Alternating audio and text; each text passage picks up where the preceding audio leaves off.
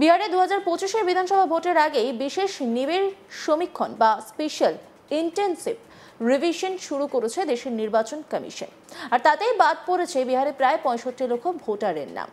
যদিও এ নিয়ে সুপ্রিম কোর্টে মামলা দায়ের হয়েছে। যাদের নাম বাদ গিয়েছে তাদের আধার কার্ডকে ফের আবেদনের প্রামাণ্য নথি হিসেবে গ্রহণ করার নির্দেশ দিয়েছে দেশের শীর্ষ আদালত। কিন্তু বিহারের পর 2026-এ রয়েছে পশ্চিমবঙ্গের বিধানসভা ভোট, আর এই নিয়ে শুরু হয়েছে জল্পনা। এবার কি তাহলে বিহারের মতো রাজ্যেও এসআইআর হচ্ছেই? এরই মধ্যে রাজ্যের মুখ্য নির্বাচনী আধিকারিকের দপ্তরে কাছে এই প্রসঙ্গে একটি চিঠি এসে পৌঁছেছে জাতীয় নির্বাচন কমিশনের পক্ষ থেকে। এই চিঠিতে রাজ্যে ইআরও শূন্য পদ কটি রয়েছে সেই সংক্রান্ত একটি কার্যকরী রিপোর্ট জমা দেওয়ার কথা বলা হয়েছে চিঠিতে। আগামী 29শে অগস্ট এ বিষয়ে একটি রিপোর্ট জাতীয় নির্বাচন কমিশনে পাঠানোর জন্য নির্দেশ দেওয়া হয়েছে। জানা গেছে শুধুমাত্র এ রাজ্যেই নয়, প্রায় দেশের প্রতিটি রাজ্যের মুখ্য নির্বাচনী আধিকারিকের অফিসেই এই সংক্রান্ত চিঠি পাঠানো হয়েছে।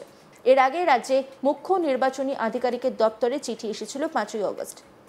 এবার ফের চিঠি পাঠানো হলো বলে জানা গিয়েছে। 29শে অগস্ট বিকেল 5টার মধ্যে এই সংক্রান্ত চিঠি পাঠানোর নির্দেশ দেওয়া হয়েছে বলে জানা গিয়েছে।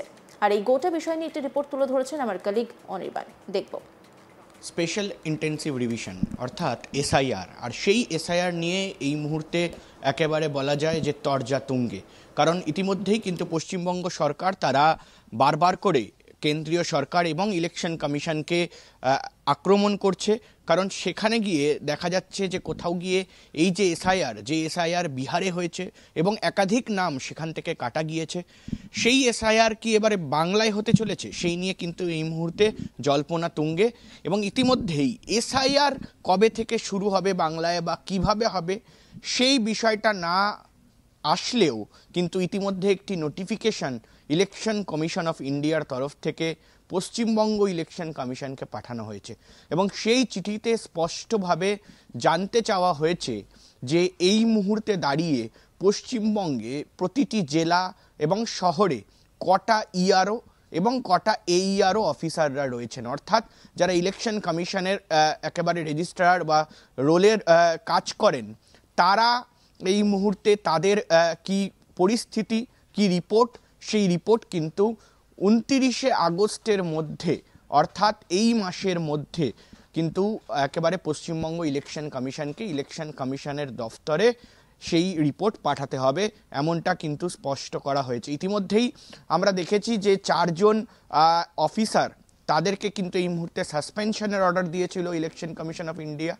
আর সেই মতো কিন্তু রাজ্য সরকার তাদেরকে সাসপেন্ডও করেছে এবং তার পাশাপাশি কিন্তু এই মুহূর্তে দাঁড়িয়ে এসআইআর করতে দেবে না এমনটাও কিন্তু স্পষ্ট করেছেন মুখ্যমন্ত্রী মমতা বন্দ্যোপাধ্যায়। তিনি কিন্তু বলেছেন একাধিক মঞ্চে যে এসআইআর পশ্চিমবঙ্গে হবে না। ফলে সে জায়গায় দাঁড়িয়ে এই মুহূর্তে জল্পনা, তার পাশাপাশি কিন্তু একটি অন্তর্দ্বন্দ্ব, অন্তর্কলহ কিন্তু এই এসআইআর নিয়ে চলছে। কিন্তু কোথাও গিয়ে এখনো পর্যন্ত এটা কিন্তু স্পষ্ট করা হয়নি ঠিক কবে থেকে এসআইআর শুরু হবে পশ্চিমবঙ্গে, কারণ 2026 সালে বৃহত্তর নির্বাচন রয়েছে পশ্চিমবঙ্গে, একেবারে বিধানসভা নির্বাচন, এবং সেই নির্বাচনে ঠিক হবে যে ফের একবার চতুর্থবারের জন্য তৃণমূল কংগ্রেস সরকার গড়বে নাকি কোথাও গিয়ে কোনো পরিবর্তন ঘটবে। কিন্তু তারই আগে এই মুহূর্তে দাঁড়িয়ে একেবারে যদি বলি যে সংবিধানের জায়গা থেকে কিন্তু এই মুহূর্তে তরজা তুঙ্গে, কারণ কোথাও গিয়ে ইলেকশন কমিশন অফ ইন্ডিয়া তারা কিন্তু বারবার করে এই মুহূর্তে দাঁড়িয়ে রাজ্য সরকারের ওপর চাপ সৃষ্টি করছে এবং সেই চাপের পাশাপাশি কিন্তু ইতিমধ্যেই খোঁজ খবর নেওয়া শুরু হয়েছে যে ইলেকশন কমিশনের দফতর এবং তার পাশাপাশি বিভিন্ন জেলাতে কজন আধিকারিক রয়েছে এবং আগামী দিনে কোনো রকম কোনো আধিকারিক নিয়োগ প্রক্রিয়া করতে হবে কিনা এটা কিন্তু খুব শীঘ্রই এই মুহূর্তে জানতে চাওয়া হয়েছে। ফলে সে জায়গায় দাঁড়িয়ে বারবার করে কিন্তু চিঠির আদান প্রদান হচ্ছে রাজ্য ইলেকশন কমিশন এবং ইলেকশন কমিশন পশ্চিমবঙ্গ শাখা বা ইলেকশন কমিশন অফ ইন্ডিয়া, এই এদের মধ্যে কিন্তু এই মুহূর্তে চিঠি আদান প্রদানের যে একটা বলা যায় যে বিষয় সেটা কিন্তু উঠে আসছে। ফলে সে জায়গায় দাঁড়িয়ে এই মুহূর্তে কি এসআইআর পশ্চিমবঙ্গে হবে সেটাই কিন্তু এই মুহূর্তে সবথেকে বড় প্রশ্ন। কিন্তু তার আগের যে প্রক্রিয়া অর্থাৎ বিহারে যে এসআইআর হয়েছিল সেই এসআইআর এর আগে 2002 সালের যে একেবারে তালিকা, সেই তালিকা প্রকাশ করা হয়, ভোটার লিস্ট প্রকাশ করা হয়। তার পাশাপাশি কিন্তু বিভিন্ন জায়গায় বিভিন্ন কর্মী নিয়োগ করা হয় ইলেকশন কমিশনের তরফ থেকে। ফলে সেই যে প্রক্রিয়া, সেই প্রক্রিয়ার কিছুটা হলেও কিন্তু আজ এই মুহূর্তে পশ্চিমবঙ্গে দেখা যাচ্ছে। ফলে আগামী দিনে এসআইআর কিন্তু পশ্চিমবঙ্গে হতেই পারে। যদি হয় তাহলে কিন্তু কোনোভাবে এই যে জল্পনা, সেই জল্পনা অস্বীকার করার বিষয় নয়।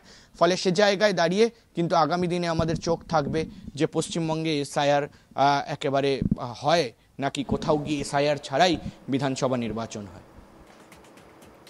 প্রসঙ্গত রবিবার নয়াদিল্লিতে সাংবাদিক বৈঠক করেন মুখ্য নির্বাচন কমিশনার জ্ঞানেশ কুমার। হাজারো প্রশ্নের মাঝে সাংবাদিকরা প্রশ্ন করেন বাংলায় এসআইআর কবে লাগু হতে চলেছে। এই প্রশ্নের উত্তরে মুখ্য নির্বাচন কমিশনার জানান বাংলায় এসআইআর কবে হবে তা পরে জানানো হবে। আমরা নির্বাচন কমিশনের আলোচনা করে সঠিক সময় জানাবো। জ্ঞানেশ কুমার কি বলেছেন শুনবো। वेस्ट बंगाल के एसआईआर की तारीख की बात है। हम तीनों कमिश्नर्स एक उचित समय देखकर उसका निर्णय लेंगे कि कब वेस्ट बंगाल में होना है या देश के अन्य राज्यों में कब होना है। उसकी तारीखों का ऐलान आने वाले समय में उचित समय पर किया जाएगा। যদিও এই রাজ্যে এসআইআর করতে দেওয়া হবে না বলে জানিয়ে দিয়েছেন রাজ্যের মুখ্যমন্ত্রী থেকে শুরু করে তৃণমূলের সাধারণ সম্পাদক অভিষেক ব্যানার্জি। এ নিয়ে পাল্টা তৃণমূলকে নিশানা করেছে রাজ্য বিজেপি। বিরোধী দলনেতা শুভেন্দু অধিকারী থেকে শুরু করে রাজ্য বিজেপির সভাপতি শ্রমিক ভট্টাচার্য সকলেই বলেছেন পশ্চিমবঙ্গেও সারা দেশের মতোই বিশেষ নিবিড় সমীক্ষার কাজ চলবে। এটা একটা স্বাভাবিক প্রক্রিয়া। এই এসআইআর আগেও হয়েছে, এটা কোনো নতুন ঘটনা নয়।